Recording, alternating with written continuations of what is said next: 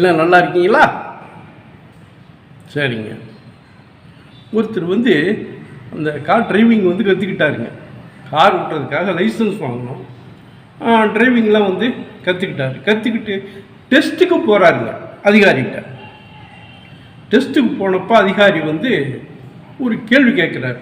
ஏங்க நான் கேட்குறதுக்கு பதில் சொல்லுங்க அப்படின்னு.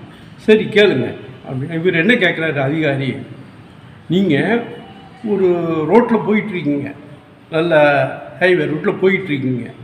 ஒரு சின்ன டேர்ன் வருது. அந்த இடத்துல ஒரு பஸ்ஸும் வருது, எதிர்த்தாப்பில் ஒரு லாரியும் வருது, ஒரு பெரியவர் வேற ஒரு பக்கம் வந்துக்கிட்டு இருக்காரு, நடந்து வந்துக்கிட்டு இருக்காரு. சரி, பக்கத்தில் ஒரு மரம் ஒன்று, நல்ல பெரிய மரம் நிற்கிது.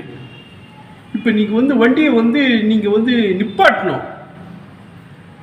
அவங்க எல்லாம் இதாக வர்றதுனால வண்டியை நிப்பாட்டணும். நீங்கள் என்ன செய்வீங்க அப்படிங்கும்போது அவர் பொறுமையாக சொல்கிறார். ஏங்க அதான் அந்த மரம் இருக்குல்ல, மரத்தில் போய் மோதி நிப்பாட்டிடுவேன், மரத்தில் போய் வண்டி போய் மோதி நிப்பாட்டிடுவேன் அப்படிங்கிறது. இல்லைங்க நீங்கள் ஃபைலு, நீங்கள் போயிட்டு ஒரு 3 மாதம் கழிச்சு நல்லா கற்றுக்கிட்டு வாங்க அப்படின்றார். சரின்னு சொல்லி அவர் போயிடுறாருங்க. போயிட்டு ஒரு 3 மாதம் கழித்து வர்றாரு.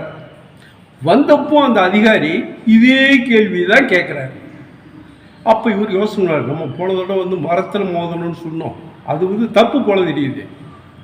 இப்போ நம்ம பஸ்ஸில் அடிக்கணும்னு சொல்லிடலாம் அப்படின்னு சொல்லிவிட்டு பஸ்ஸில் மோதிடுவாங்க, பஸ்ஸில் போய் இடித்து நிப்பாட்டிடுவேன் அப்படிங்கிறாரு. அப்போவும் அந்த அதிகாரி, இல்லைங்க நீங்கள் அன்ஃபிட்டு, நீங்கள் போயிட்டு ஒரு 3 மாதம் கழிச்சு வாங்க, நல்லா கற்றுக்கிட்டு வாங்க. சரி, நீ இதே மாதிரி 4 முறைங்க, 4 முறையும் அந்த அதிகாரி இந்த ஒரே கேள்வியை கேட்குறாரு. இவர் அந்த ஒவ்வொன்றா மாற்றி மாற்றி மாற்றி மாற்றி சொல்கிறார். பஸ்ஸுன்றாரு, லாரின்றாரு, மரண்டாரு, அந்த பெரிய மாதிரி இருக்கு. ஆனால் ஒன்றுமே ஃபிட்டுன்னு சொல்ல மாட்டேங்கிறார். பாஸ் ஆகி டிரைவிங் லைசன்ஸுக்கு தரமாட்டேங்கிறாப்புல.